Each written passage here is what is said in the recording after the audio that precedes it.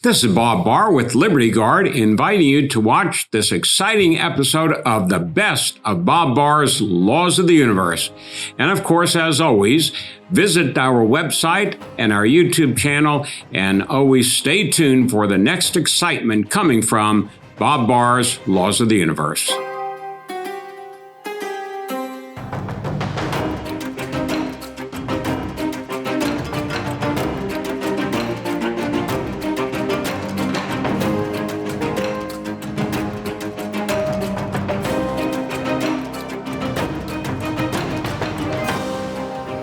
Before we get to the law of the universe that we're going to be talking about today, please remember to subscribe to our YouTube channel and follow Liberty Guard on social media. The law that we're going to be looking at today represents something that's very much in the news right now, and that is the precipitous and disastrous fall of Afghanistan to the Taliban. The law of the universe that we're going to be talking about today, and which relates directly to the Afghan crisis, is law number 111. Law number 111 reminds us actually, that when things don't turn out the way government leaders want, they simply lie to make reality conform to their narrative. Well, you may say, Barr, that's no surprise. We know the government lies all the time. But the results can be disastrous and cost lives, as has been the case in Afghanistan most recently.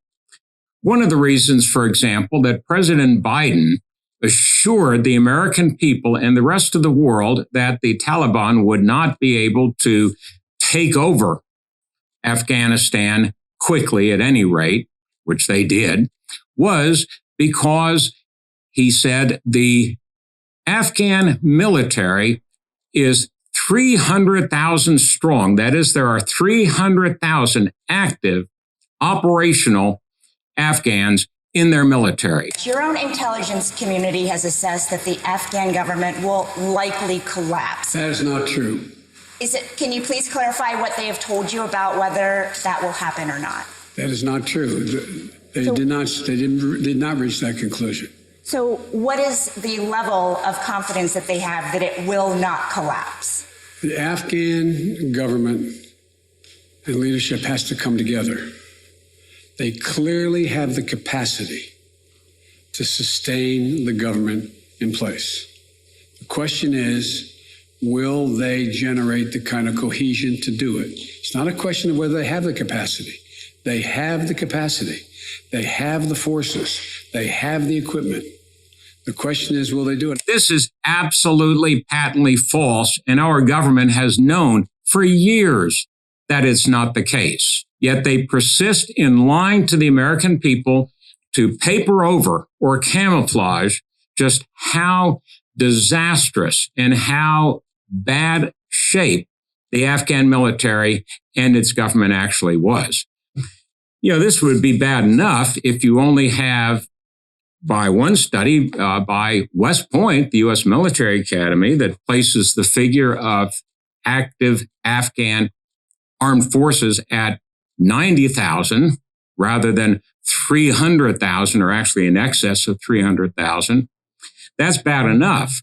But if you compare that figure of 90,000, which is optimistic anyway, to the figures that our military has assessed the Taliban at, which is at or in excess of 200,000, it becomes obvious very quickly that the situation in Afghanistan that President Biden presented to the American people to convince us or show us that Afghanistan was not going to fall, that these figures were way, way out of line.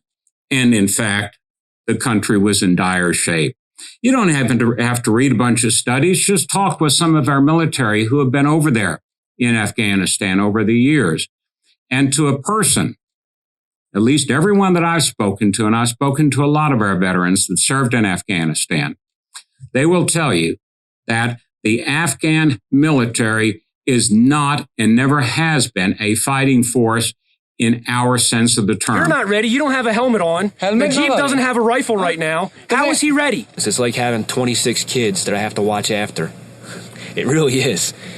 Ready would be on the road, staged, ready to move at 8:30. I think if they introduced drug testing to the Afghan army, we would lose probably 3/4 to maybe 85% of the army.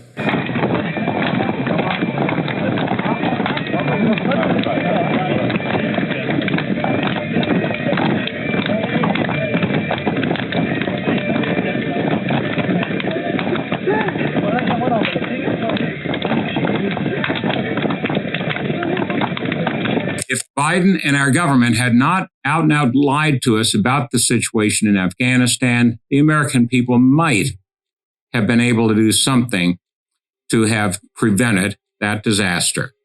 But the government lied because the narrative fit what they wanted to present to the American people rather than the reality. So that's our Bob Barr's Laws of the Universe Law for the Week, law number 111. That if the government doesn't like the reality, they simply lie in order to make it fit their narrative. We look forward to your being with us next time on Liberty Guard's Bob Barr's Laws of the Universe.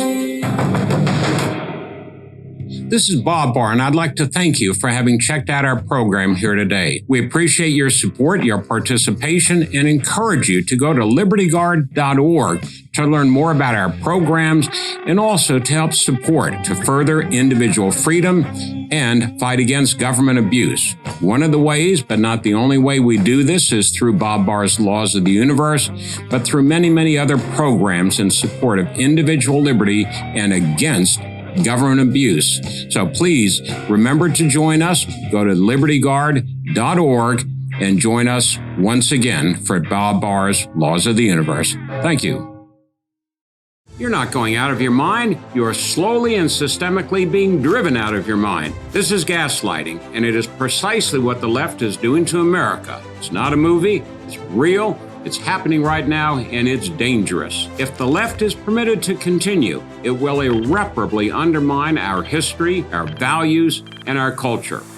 Right now, the Biden administration and Democrat leaders in the Congress, aided of course by Hollywood and the mainstream media, are using every trick in the book to institutionalize their radical agenda to destroy America as we know it and replace it with a European-style socialist society. They are gaslighting America. From the desk of former Congressman Bob Barr comes a special report titled Gaslighting America. In this book, Bob Barr tackles the left's war on truth, exposing the ways they are rewriting history, manipulating the news, and changing the very definition of words. Help protect the soul of our nation. Order today.